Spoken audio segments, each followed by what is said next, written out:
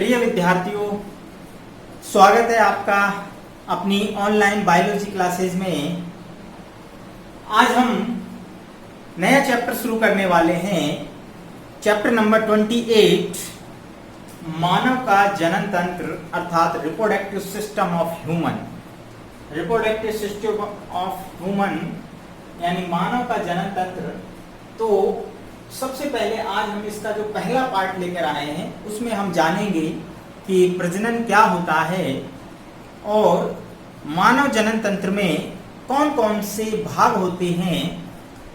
खास तौर से नर जनन तंत्र के बारे में इस वीडियो में हम चर्चा करेंगे और चित्र के माध्यम से हम ये समझेंगे कि मानव नर जनन तंत्र में कौन कौन से भाग होते हैं। तो सबसे पहले प्रजनन क्या होता है अर्थात रिप्रोडक्शन क्या है। तो सबसे पहले हम ये जानें कि कोई भी जीव जो है इस पृथ्वी पर प्रत्येक जीव अपने जैसी संततियां उत्पन्न करने की क्षमता रखता है, क्योंकि वो अपने अस्तित्व को बचाए रखने के लिए, पृथ्वी पर अपने अस्तित्व को बचाए रखने के लिए ऐसा प्रत्येक सजीव के अंदर लक्षण पाया जाता है, गुण पाया जाता है। और इस गुण और इस प्रोसेस को अर्थात वो प्रोसेस, वो प्रक्रिया जिसके द्वारा प्रत्येक सजीव अपने जैसी संतति उत्पन्न करता है, उस प्रक्रिया को ही हम प्रजनन कहते हैं। दैट इज रिप्रोडक्शन अर्थात रिप्रोडक्शन। इसको हम शब्दार्थ में अगर देखें, इसका हम वर्ड मीनिंग देखें अर्थात उत्पादन। रिप्रोडक्शन का अर्थ होता है उत्पादन। तो यहाँ जो सजीव प्राणी हैं वो अपने जैसी संततियां बनाते हैं। अपना जीवन काल पूरा होने से पहले वो अपने जैसी संततियां उत्पन्न कर देते हैं ताकि उनकी जो पीढ़ी है वंशागत चलती रहे। तो यहाँ पर हम ये जानेंगे कि प्रजनन जो है, प्रजनन सजीवों में अपने समान संतति उत्पन्न करने की प्रक्रिया है। सजीवों में अपने जैसे समान संतति उत्पन्न करने की जो प्रक्रिया है, प्रोसेस है, दैट इज रिप्रोडक्शन। मानव की अगर हम बात करें, हम मानव की बात करेंगे यहाँ पर, तो मानव प्रजनन के आधार पर एक लिंगी प्राणी है। कैसा है? यूनिसेक्सुअल। यूनिसेक्सुअल का अर्थ होता है अर्थात नर और मादा अलग अलग होते हैं, मेल और फीमेल अलग अलग होते हैं। जबकि कुछ लोअर एनिमल्स की बात करें, जैसे हम कहते हैं कि आर्थोम है या लीच है, ये ऐसे प्राणी हैं जिनमें एक ही प्राणी के अंदर मेल और फीमेल ऑर्गन होते हैं। ऐसे प्राणियों को हम द्विलिंगी अर्थात बाइसेक्सुअल कहते हैं। तो मानव एक लिंगी प्राणी है।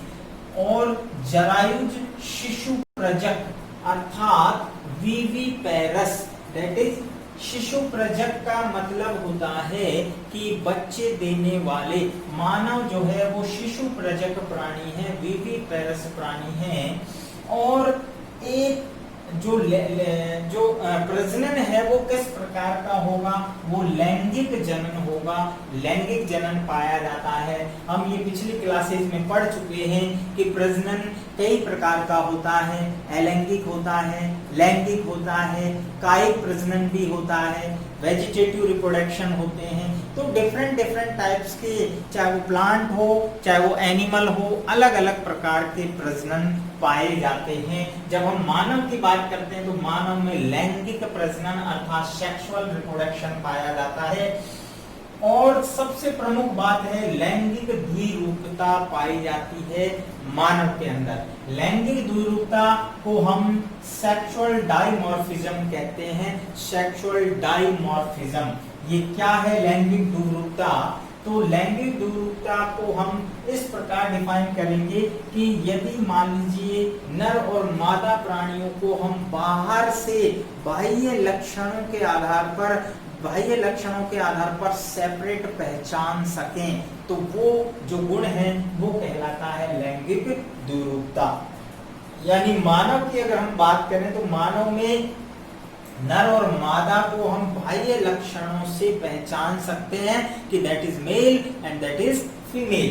कैसे पहचानेंगे ये देखिए, नर के अंदर हम देखते हैं, मेल के अंदर हम शिशिन, वृषण कोश, दाढ़ी मूंछ की उपस्थिति, आवाज का भारी होना या कठोर मांसपेशियां, बलिष्ठ मांसपेशियों के कारण हम ये पहचान सकते हैं कि ये मेल है।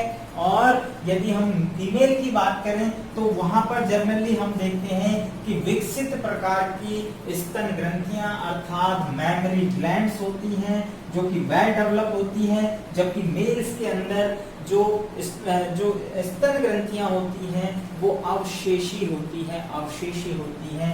ठीक है, तो फीमेल्स के अंदर स्तन ग्रंथियां विकसित होती है। आवाज की बात करें तो वो थोड़ी महीन होती है, त्वचा कोमल होती है। इसके अलावा और भी लक्षण होते हैं, नितंबों पर त्वचा यानी जो जिसे हम कहते हैं वसा है उसका आवरण ज्यादा होता है। तो ये सब मेल और फीमेल को हम बाहर से देखकर जो है पहचान सकते हैं, कैरेक्टराइज कर सकते हैं। तो ये जो लक्षण है, ये जो गुण है वो कहलाता है लैंगिक द्विरूपता अर्थात सेक्सुअल डायमॉर्फिज्म। तो मानव के अंदर, मानव जो है एक लिंगी है, जरायुज प्राणी है, लैंगिक प्रजनन पाया जाता है और साथ में लैंगिक द्विरूपता पाई जाती है। अब हम बात करें कि जो जब दो अलग अलग प्राणी होते हैं, मेल अलग है, फीमेल अलग है, तो प्रजनन अंग यानी जो रिप्रोडक्टिव ऑर्गन्स हैं वो भी अलग अलग होंगे। अर्थात मेल के अंदर मेल रिप्रोडक्टिव सिस्टम होगा, जबकि फीमेल के अंदर फीमेल रिप्रोडक्टिव सिस्टम होगा। और फीमेल रिप्रोडक्टिव सिस्टम और मेल रिप्रोडक्टिव सिस्टम वो विभिन्न प्रकार के रिप्रोडक्टिव ऑर्गन से मिलकर बनते हैं। तो उन्हीं के बारे में हम चर्चा करेंगे। तो आज हम बात कर रहे हैं मेल रिप्रोडक्टिव सिस्टम अर्थात मानव में जो नर जनन तंत्र होता है उसमें कौन कौन से भाग होते हैं। तो यहाँ हम देखते हैं कि प्रमुख रूप से 3 अलग अलग प्रमुख अंग होते हैं, क्योंकि सिस्टम्स का अर्थ होता है तंत्र, और तंत्र मिलकर बनता है विभिन्न प्रकार के ऑर्गन से। तो यहाँ पर 3 अलग अलग कैटेगरी में हमने डिवाइड किया है। प्राथमिक जनन अंग जिन्हें हम प्राइमरी रिप्रोडक्टिव ऑर्गन कहते हैं, दूसरे हैं सहायक जनन अंग अर्थात जो है एसेसरी या हेल्पिंग रिप्रोडक्टिव ऑर्गन तीसरे प्रकार की जो है वो है सहायक जनन ग्रंथियां अर्थात हेल्पिंग रिप्रोडक्टिव ग्लैंड्स। तो यहाँ प्राथमिक जनन अंग जो है वो है वृषण टेस्टिस, जबकि सहायक जनन अंगों में वृषण कोश जिसे हम स्क्रोटल कहते हैं, टेस्टिस सैक कहते हैं, अधिवृषण एपिडाइडाइमिस, शुक्र वाहिनियां जिन्हें हम वासा डिफरेंस कहते हैं, और शिशिन यानी पेनिस।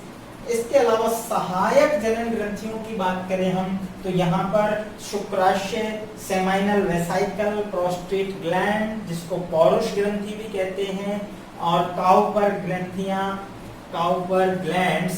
तो यहाँ हमने 3 अलग अलग कैटेगराइज किए हैं जिनको आप डायग्राम के माध्यम से समझ सकते हैं। तो सबसे पहले प्रमुख सहायक ऑर्गन्स दैट इज टेस्टिस यानी वृषण। तो यहाँ आप देखते हैं मानव के अंदर एक जोड़ी वृषण होते हैं जो वृषण कोश के अंदर जो है देह गुहा से बाहर दोनों टांगों के बीच में स्थित होते हैं। और यहाँ पर संक्षिप्त में एक बात समझ लें कि वृषण जो होता है वो नर युग्मक अर्थात स्पर्म्स का निर्माण करता है। अर्थात जो स्पर्म्स के फॉर्मेशन की जो प्रक्रिया है वो टेस्टिस के अंदर होती है, और उस प्रक्रिया को हम शुक्र जनन अर्थात स्पर्मेटोजेनेसिस कहते हैं। इस प्रक्रिया को हम आगे डिटेल से पढ़ेंगे। अभी हम केवल नर जनन तंत्र में कौन कौन से भाग होते हैं केवल उनके बारे में पढ़ रहे हैं। तो प्राथमिक जनन ऑर्गन नर जनन तंत्र में वृषण होता है जो कि एक जोड़ी है, अंडाकार होते हैं, और जो है वृषण कोश के अंदर ये उदर गुहा से बाहर निकले होते हैं। ये इनकी भी चर्चा हम आगे वृषण की आंतरिक संरचना को डिटेल से हम नेक्स्ट वीडियो में लेंगे। दूसरे हमने बात की कि जो सहायक ऑर्गन्स हैं, सहायक जनन अंग हैं जिसमें वृषण कोश, अधिवृषण और शुक्र वाहिनियां और शिशिन। तो यहाँ हम देखते हैं वृषण कोश जो है उसके अंदर बंद रहते हैं। ये बाहर पतला खोल होता है जो कि बाहर से रोमावी होता है, इसमें रोम लगे होते हैं और यहाँ पतली झिल्ली से बना होता है ये। और इसके अंदर दोनों टेस्टिस जो हैं दोनों तरफ के वृषण कोश में बंद रहते हैं। और यहाँ प्रत्येक वृषण के ऊपर आप देख रहे हैं एक अधिवृषण जिसे एपिडाइडाइमिस कहते हैं, वो इस पर कौमे के आकार की संरचना में लगे होते हैं। अर्थात हम कह सकते हैं कि अधिवृषण भी एक जोड़ी होती है, प्रत्येक वृषण पर एक अर्थात एक जोड़ी होगा। और यहाँ से अधिवृषण जो है उसका कार्य की अगर हम बात करें तो जो स्पर्म्स नर युग्मक वृषण के अंदर बनते हैं उनको ये पोषण और उनको जो है कैपिटेशन का कार्य करता है, अर्थात उनमें योग्यता अर्जन करता है, उन्हें योग्य बनाता है, आगे फर्टिलाइजेशन की कैपेसिटी डेवलप करता है कि वो अंडाणु को भेद सकेंगे या नहीं। इसकी जो कैपेसिटी है वो अधिवृषण के अंदर डेवलप की जाती है स्पर्म्स के अंदर। आगे हम बात करते हैं, यहाँ से ये प्रत्येक अधिवृषण से एक नलिका निकलती है। यहाँ आप देख रहे हैं ये रेड रंग की जो नलिका जा रही है, प्रत्येक अधिवृषण से एक शुक्र वाहिनी पतली नलिका जाती है और प्रत्येक वृषण से एक अर्थात यहाँ हम कह सकते हैं कि एक जोड़ी शुक्र वाहिनियां होती हैं। जो यहाँ से आप देख रहे हैं कि ऊपर ये क्या है, यूरिनरी ब्लैडर है, मूत्राशय है और मूत्राशय के ऊपर से ये मूत्र वाहिनियां, दोनों तरफ की मूत्र वाहिनियां जो कहाँ से आती हैं, वृक्क से, किडनी से आती हैं और यहाँ आकर मूत्राशय में जुड़ती हैं। तो ये जो शुक्र वाहिनियां हैं वो आप देख रहे हैं कि मूत्र वाहिनी के अंदर की ओर से ऐंठन लगाते हुए इस प्रकार दूसरे तरफ की भी यहाँ इसके पीछे की तरफ इधर ऐंठन लगाते हुए इस प्रकार नीचे की तरफ आती है और ये मूत्राशय के पीछे की तरफ अर्थात अधर सतह पर आकर यहाँ दो थैले नुमा छोटी ग्रंथियां जो होती हैं उनमें आकर खुलती हैं, जिसे हम कहते हैं शुक्राशय, दैट इज सेमाइनल वेसिकल। शुक्राशय का कार्य होता है कि इसमें शुक्र द्रव्य बनता है और इस शुक्र द्रव्य को स्पर्म्स के साथ मिलाया जाता है ताकि सीमन का निर्माण होता है और ये सीमन का अधिकांश भाग जो है शुक्र द्रव से मिलाया जाता है। और ये एक जोड़ी होते हैं, आपको दिख रहे हैं यहाँ पर ये पेयर्स में होते हैं और यहाँ से ये स्पर्म्स को मिलाने के बाद शुक्र द्रव इसमें मिला दिया जाता है स्पर्म्स में, जिससे सीमन बनता है। और ये सीमन जिसको हम शुक्र द्रव्य और जो है एक प्रकार से हम वीर्य कहते हैं, सीमन जो बन रहा है वो तैयार होकर आगे जाता है। और यहाँ आप देख रहे हैं फिर एक नीले रंग में एक ग्लैंड्स दिखाई गई है जिसे प्रोस्टेट ग्लैंड अर्थात पौरुष ग्रंथि कहते हैं। और इस पौरुष ग्रंथि में भी विशेष प्रकार के जो है हार्मोन्स और शर्कराएं होती हैं जो स्पर्म्स को पोषण प्रदान करते हैं और साथ में इनको स्कंदन से बचाते हैं। बहुत सारे जो हैं फीचर्स हैं जिनको हम आगे डिटेल से पढ़ेंगे सहायक ग्रंथियों के अंदर, सहायक जनन ग्रंथियों के अंदर। अभी हम देखते हैं कि ये जो ग्रंथि है वो शुक्राशय से आगे चलकर जो है जो मूत्र मार्ग होता है उसको चारों ओर से घेरे रहती है और ये पालियों में कुटिकाओं में सिंगाड़े के आकार की ग्रंथि होती है। प्रोस्टेट ग्रंथि सिंगाड़े के आकार की ग्रंथि होती है और इसको आगे चलकर जैसे कई बार जो है ज्यादा इसके अंदर इसमें जो है प्रोस्टेट का कैंसर भी बन जाता है क्योंकि इसमें लगातार ग्रोथ होने लगती है। तो जो मूत्र मार्ग जिसे हम कह रहे हैं उसको ये कंप्रेस करने लगती है, तो वो प्रॉब्लम्स जो है ज्यादा एज के अंदर स्टार्ट होती है।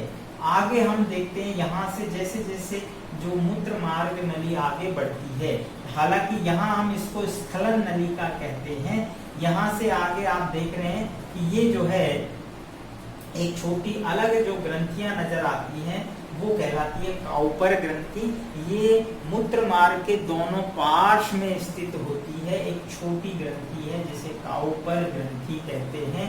ये काउपर ग्रंथि भी एक क्षारीय द्रव का स्राव करती है जो मूत्र मार्ग को जो है उसकी अम्लीयता को कम करके स्पर्म्स को डेड होने से बचाता है और यहाँ पर जो है इसको स्नेहक अर्थात चिकना बनाए रखता है ताकि स्पर्म्स को फ्रैक्शन घर्षण से यानी रोका जा सके, उनको क्षति होने से बचाया जा सके। That is Cowper glands.